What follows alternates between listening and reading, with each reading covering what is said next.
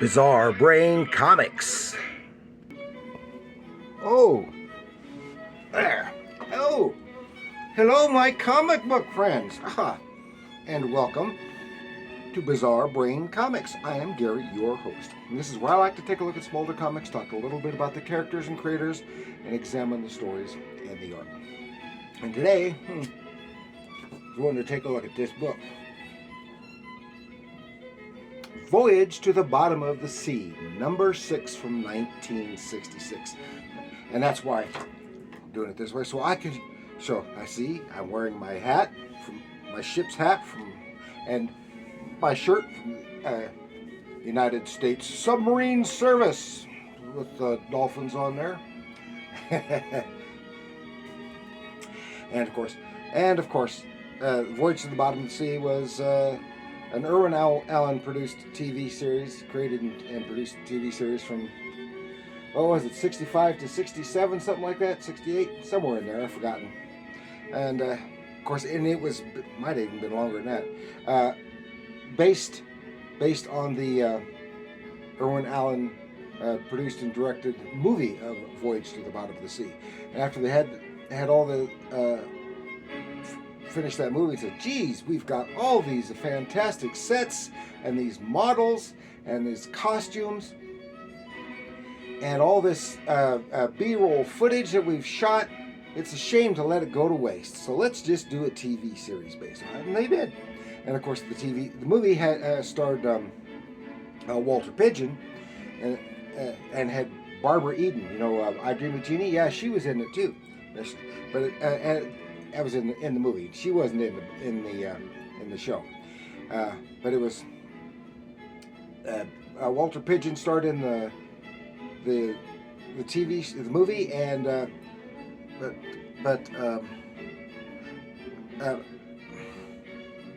Richard. Oh, suddenly I hate when that happens. Your brain misses the cog. Starred Richard Basehart as Admiral Harriman Nelson. No relation. With David Hedison as Captain Lee Crane of the Seaview. And of course, remember, it's a science fiction. It wasn't, and so it took place in the future. Of course, and that future was the late 70s and early 80s. And so all kinds of sci-fi stuff happened in that show. And everyone, so let's go take a look and examine this issue of Voyage to the Bottom of the Sea. Okay, and here we are with this issue of Voyage to the Bottom of the Sea, with a always great cover painting by George Wilson. I've had this book for almost 60 years. And I wrote my name on it back then. Somebody else at some point had written some numbers on there. It looks like my dad. He was always testing pens on my comic books to see if it works. And I'll scribble something right here. And they're on the back. This is at the time when they would, instead of having ads on the back cover, they would do the cover painting as a pinup without the masthead on it. So it's nifty. And I don't know for sure who wrote this particular one, but I think his name was Dick Wood, which is I've mentioned him before. It's a very unfortunate name. With interior art by the great Alberto Giolitti. He did a lot of stuff like this because he was so photorealistic in his artwork. And he did, of course, Voyage to the Bottom of the Sea, and best known for Star Trek and Turok, Son of Stone, and various other. They did some Gunsmoke, various other TV or movie related comics for Gold Key. Gonna take a look here, and this gives us just a hint on this splash page, a hint of what's to come. So the Overland Trail, And of course, this is a good, fun story. It's got some terrible flaws in the story, however. But here we are, the sea view somewhere off some South American coast somewhere, and they've got time to kill before they open some secret orders. And they hear about in a lake up a river, not too far from where they're at, about a story about a sea monster, some kind of horrid monster attacking people. So, well, let's go. We've got time to kill. We can do some sightseeing. Let's check this out. So here they are going up that river to that lake, and it's again some great, not just the figures, but great work on the drawing of the ship itself. Let's see if you can see that. And then that night, well, sure enough, there is a monster, and they're attacked. Rig out the deck guns. I'll come to that. Deck guns shoot flares and fire torpedoes and kablooey, and it turns out to be some kind of fake monster. It's a robotic, animatronic type thing, which they just blow to smithereens. And next morning they examine it. So why would anybody do this? It's not some place that would. It's so remote. It's not some place that would draw in tourism or anything like that, and they can't figure it out. So they head back for the mouth of the river to go, because it's only a few miles back out to the ocean. And there is a ship crossways blocking their path. And as they get close, kablooey! It all blows to smithereens, and it's filled with all kinds of metallic junk, and it sinks and blocks the path, blocks their escape. There's some great, very realistic explosions. There's some great stuff on the ships. And oh crap! Wonder what that deal is. Even the interiors, it makes the interiors look. Of course, they don't really look like necessarily like the interior of that ship, but it does look very shipish. And so they go ahead and open their orders early to see what they're supposed to be doing, because they're stuck, and they try it on the radio to get to contact Washington and stuff and find out tell them what's going on. And the radio is being jammed. That's when they open the orders. They find out that they are supposed to rendezvous with a certain freighter who is carrying hundreds of millions of dollars worth of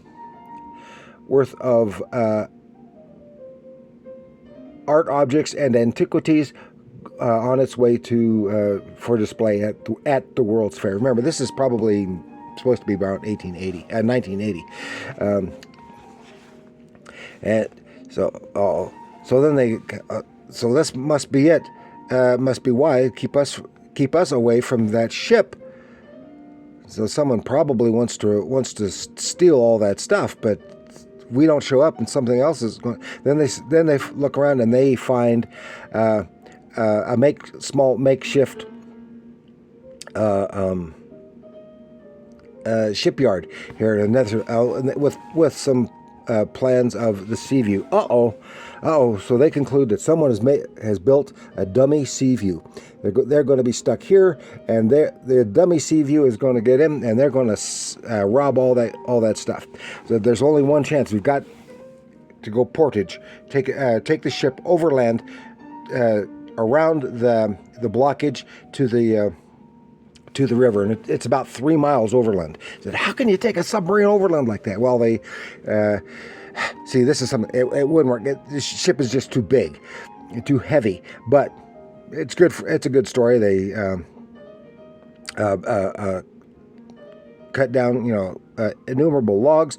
They get out a tractor from that's intended for sea bottom exploration. It's a tractor, and use it to pull in their got lines and chains and stuff. And I don't know where they get all that stuff on a submarine. Of course, there's plenty of lines, but still. And they can't get it, and they get a little power boost to get it up out of the water onto the logs, but then it's stuck there, and they can't go. Someone's a plane flying over here. Great drawing of that aircraft flying over, and they're trying to get some help, shooting a flare. And he takes off. Said, nope, that may not be them. So here they are. And she's grounded. The ship is grounded. But they're trying and trying, and they hardly making any headway at all until this fellow Manuel, and he's got a whole bunch of mules and several Indian workers, and he owns an emerald mine, and he's going. And these are all people going, are in his employ. They're going to go mine his emeralds, and they're going to make them all rich. Well, they get there, and well, he said, "What's that? It's some kind of giant monster on there." So they got a jeep, chase him down with a jeep. Now, where on earth did they get a jeep? They couldn't have a jeep on it because this is one of the things. It's a submarine. You don't have stuff like jeeps and other vehicles like that. And even if it was, how would you get it out? It's inside the ship, inside the pressure hull. You have a limited number of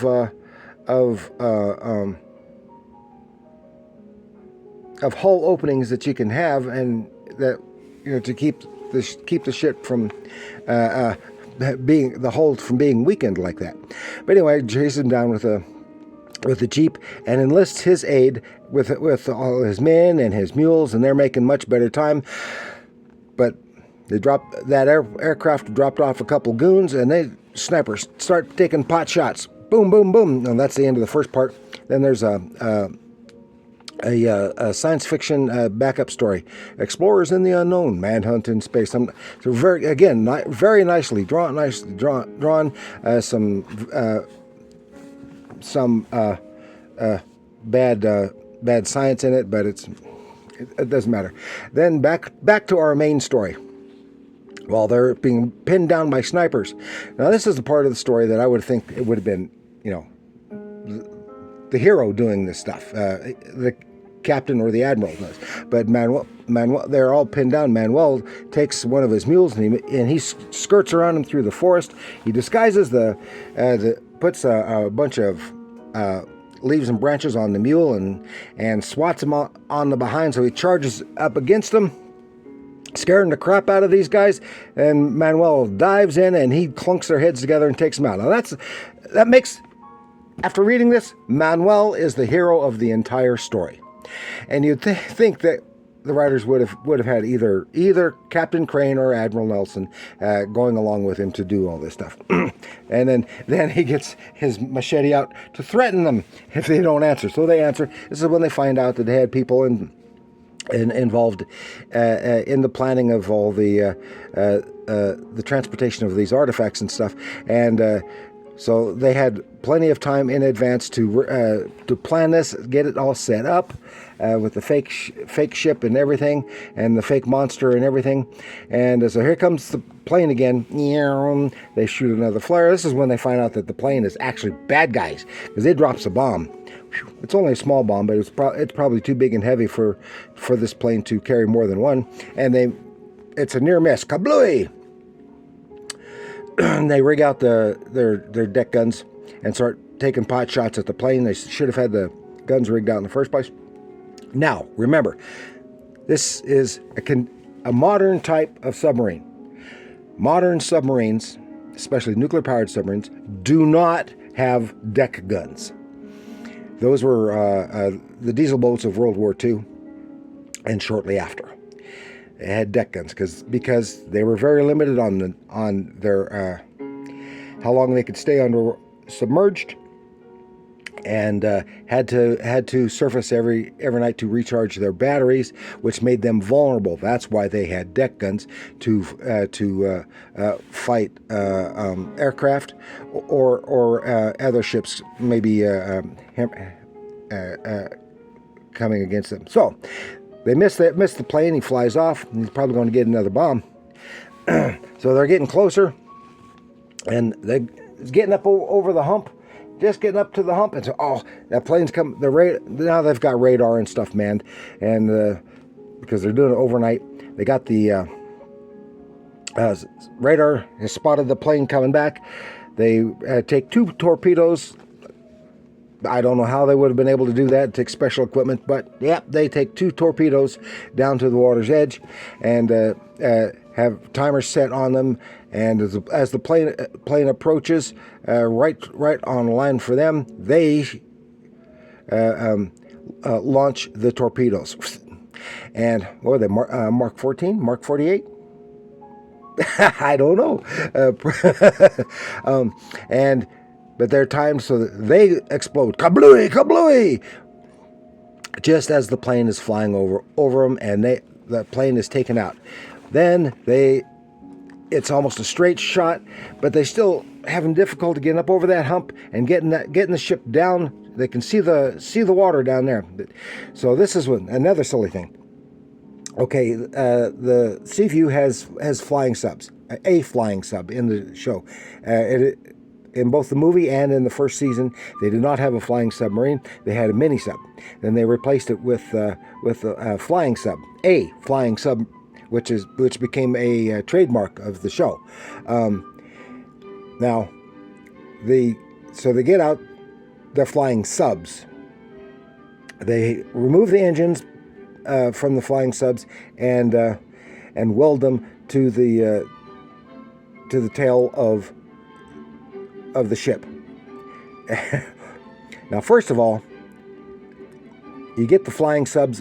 The flying subs enter and leave the ship from below, not from the top. So with the ship on the ground, you can't get the flying sub out. They should have gotten the flying subs out earlier in the first place, while they were in the water, and could have flown around and sent out a message. Got beyond the jamming and sent out a message. They never thought of that. Anyway, so then they light off the rocket motors and gives an extra shot for the ship gets over the hump and heads down the incline, getting everybody out of the way. And finally, they make their way to the water. They thank Manuel. I hope that they set up a deal so that they can pay him for it. There's another great drawings of all the men, the ship, and everything. And then they get to the water, and there they are. They rendezvous just in time with the freighter is carrying all the stuff. But hey, they look alone. But then they see from the outboard side of the ship, it's the dummy Seaview. They submerge and come up right underneath that fake Seaview, and they capture all the men. That was just before they were about to board the freighter. And kablooey! They blow up the fake Seaview. And they complete their mission, etc. And that's a lot of fun. A fun story to read and to look. And yes, I know I'm nitpicking. I nitpick. It doesn't mean I don't like the story.